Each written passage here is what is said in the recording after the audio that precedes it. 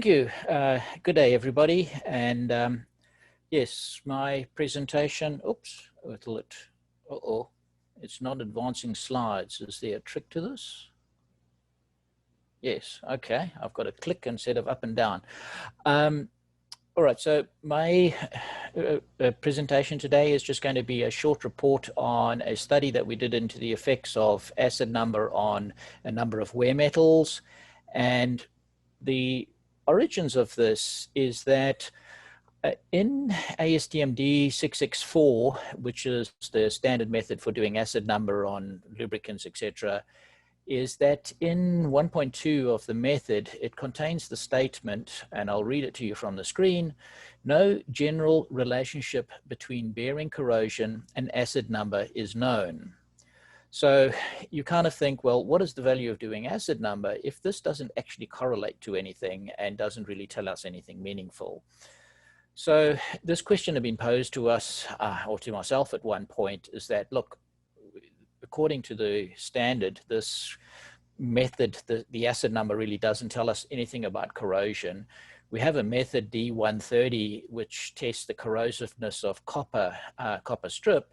Could we use this methodology to try and establish some sort of correlation between acid number and corrosion? To answer this question, that's sort of all statement that's given in the method.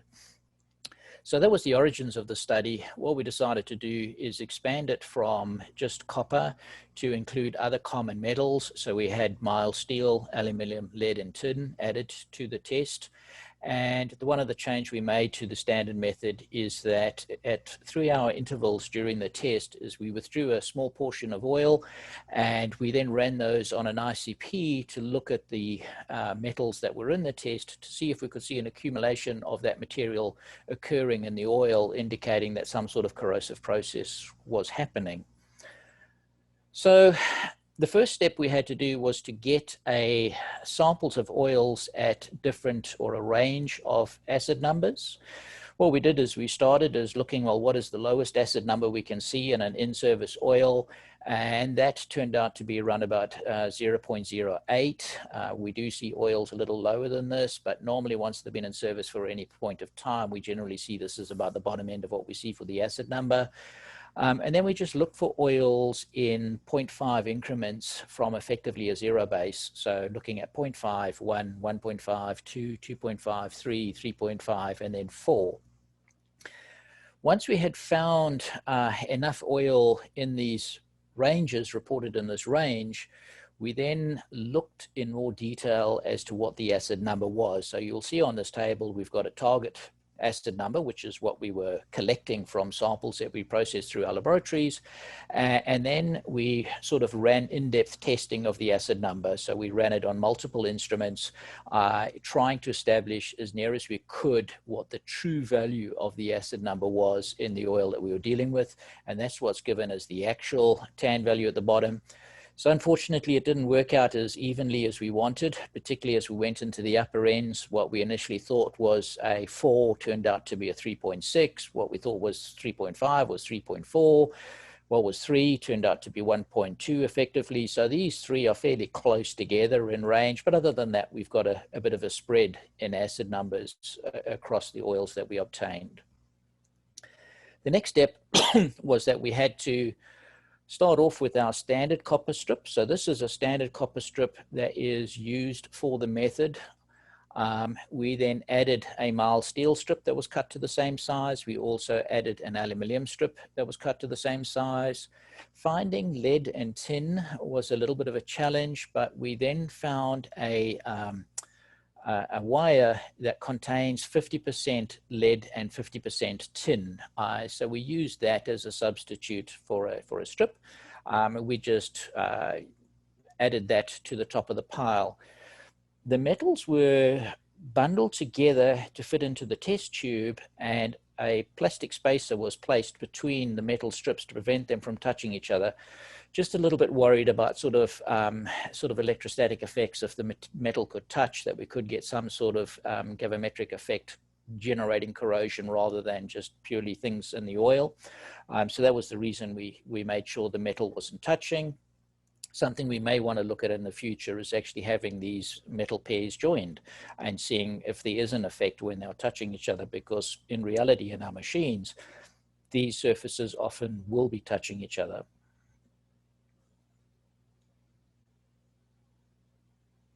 I don't know what it is, but every now and again my slides will not advance. The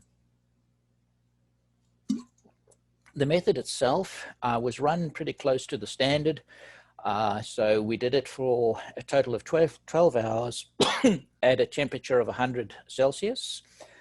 For those unfamiliar with the method, normally how this method works is you take a copper strip that's been polished up so it's nice and shiny. You place it in a test tube or a sealed chamber that contains the oil that you're testing. So the strip is immersed in the oil. That is then placed in a bath and heated to the test temperature, which could be somewhere between 40 to 100 degrees Celsius. 100 degrees Celsius is generally the highest temperature you do this test at.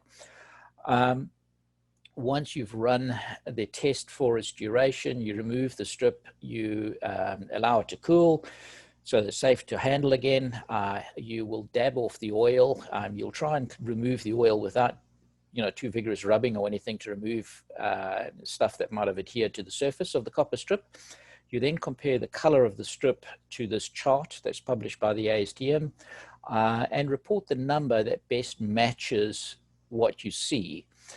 Now, reading across this is your very left-hand strip is what you kind of expect when you put the strip in. And if your strip comes out looking like that, it means nothing has happened during the test. As it darkens, it means the more severe the corrosive effect. You can see there's some interesting colors that can form. This depends on the type of chemistry that's actually occurring during the corrosive process. But generally, the more darker the strip comes out, the more severe the corrosive effect has been in the test. So numbers in the 4 range here would generally be considered a problem for corrosion. All right, what we found when we ran the test is, first of all, here we are looking at the mild steel strips.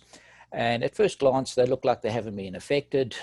They are all still pretty shiny and there's no real deposits on them. If we look very closely at sample 8 and sample 9, what we can see is a slight mark here and here. This is where the spaces were. And the fact that we can discern an outline as to where it was is showing us that something was beginning to happen on the surface there. This is probably just a little bit of light staining. How serious this is a question I can't really answer at this stage, but it's an indicative of something started to happen at the higher acid numbers in this particular test. Copper is when it gets really interesting. And here you can see we've got a range of slides appearing. Slide 1 darkened slightly. Slide 2, or strip 2, came out looking pretty much like it did when it went in. So there was very little corrosive effect happened on strip 2. Strip 4 also looks very clean. Strip 3, however, does show some deposits were forming. You can see the little block here where the spacer was, and that's showing you the before appearance versus the current appearance. Now, something that is, I'm hoping I can do this, and yes, it's working. When we collected our oils, one of the things that we ran into is that we couldn't get a single oil type that expand the entire range of acid numbers that we were looking at. So what you see is sample 1 and 2 are actually a light compressor oil with virtually no additives in them. The sample 3 is a hydraulic oil with a typical sort of WS type additive package. Samples 4 through to 9 are all engine oils. And so when we're looking at these slides, that starts to explain what's going on here. The reason sample 4 looks so clean with no deposits at a 1.5 versus a 1 where it is showing some formation is that sample 3 is actually a compressor oil, sample 4 is, is a hydraulic oil, sample 4 is an engine oil with a fairly low acid number for an engine oil. Then we can see sample 5 is showing us some deposits forming. Sample 6 is the most severe strip that came out of the testing process. So what we can see is that we had between a tan of around about 2 to 2.5, or it was 2.6 in actuality, has shown the most corrosion on copper. Sample 7 is showing a lot of corrosive effect, but not quite as much as sample 6. Sample 8 is very similar to sample 7. Sample 9 is definitely showing something is happening, but is not as heavy as it is on sample 6. When we looked at the aluminium, basically they all looked untarnished. They were still highly polished. In fact, trying to photograph it was difficult. They were reflecting light so strongly that it was difficult to get a nice picture of these. Similar with the lead and tin wire, it showed no visible deposit or corrosion on the surface. Now to look at the ICP results. So what we started doing is we were taking samples at 3-hour intervals. We ran all the samples as a single batch, so they weren't run independently of each other. They all came off the instrument at the same time under the same conditions. 0 hours is what the sample looked like going in, what the oil looked like at the start of the test, and then as we go down to hour 12, we can see what was occurring. So we can see 0 across the board at the start of the test, and then around about 6-hour mark, we started to see some copper in the oil, some iron in the oil, and right at the end, some lead in the oil. Now, this was our lowest tan value at 0.08. Sample 2, we're seeing the same pattern. Now, these were all in-service oils, so the oils did contain some wear metals. Excuse me. So on the right-hand side here, I've basically subtracted the initial value from the final values. So we see the delta between the start of the test and as the test progressed. So we can see there was an increase in copper throughout the test. There was also a bit of an increase in lead as well. Sample 3, same pattern repeating. We have got copper and quite a strong response to copper now increasing, and again, a little bit of increase in lead. Sample 4, that's now a tan of 1.7, seeing copper going up and seeing a little bit of lead going up. Moving on to sample 5, same pattern repeating. We've got copper going up and we've got lead going up. Sample 6, now remember that was the copper strip that was extremely dark, and we have got a lot of copper being generated out of that oil sample. So the copper reached a height increase of 180. Basically starting off from an initial point of 2, we managed to drive the copper level up to 180 over just 12 hours, immersing a copper strip in this oil. Sample 7, again an increase in copper, but not as much as in sample 6. And sample 8, again, same pattern repeating, increasing copper levels, increasing lead levels. And sample 9, again, increasing copper. But even though this is now a tan of 3.6, which is a whole 1 above the sample at 2.6, it's relatively low. We only saw a high of 33 ppm on that particular sample. Something you might have noticed is that aluminium was disappearing on us. My only assumption is that aluminium is somehow absorbed from the oil if it was present at the start. So this oil had 11 ppm at the start of the test and lost some of its aluminium throughout the test.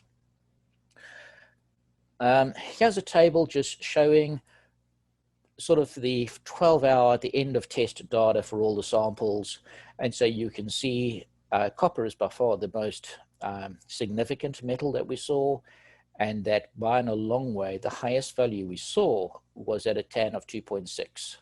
So it falls away either side of that particular test.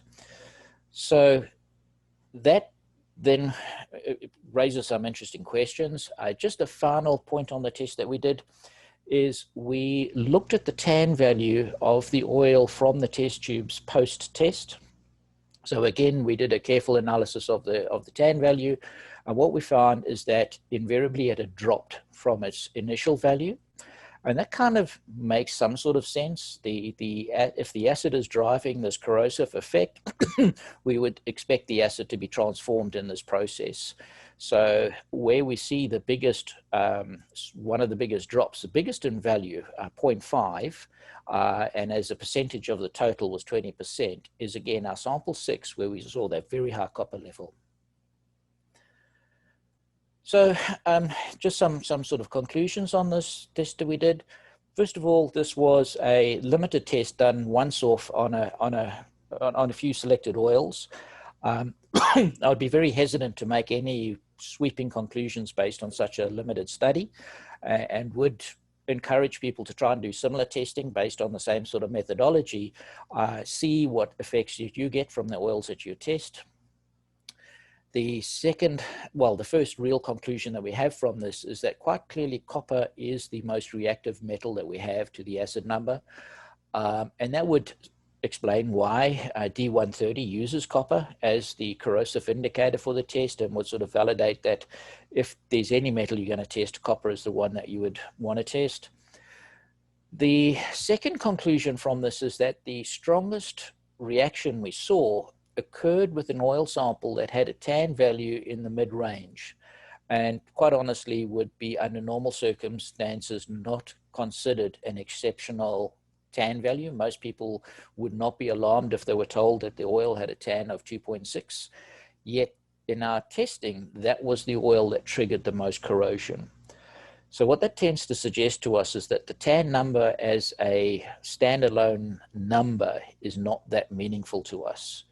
It's really how does that tan value change in the service of that oil. So if we look at a new oil going into service, what is its starting tan for value, and then looking for a delta is probably going to be more meaningful than looking at an actual number. The other problem with tan is that the word acid is very generic. It's kind of like dog, you know, so when somebody says there's a dog in the backyard, well, there could be a cute little spaniel, or there could be a roaring brute that's going to take your arm off. You just know that it tends to bark. So it's similar with acid. What type of acid are we actually dealing with in this oil could in fact be very important to understanding exactly what's happening to our system. And the acid number in a just a straight one-off without any history doesn't really tell us that. So I think that to me is a fairly important understanding of this process. And that concludes what I've had to present you folks. So now ready for any questions.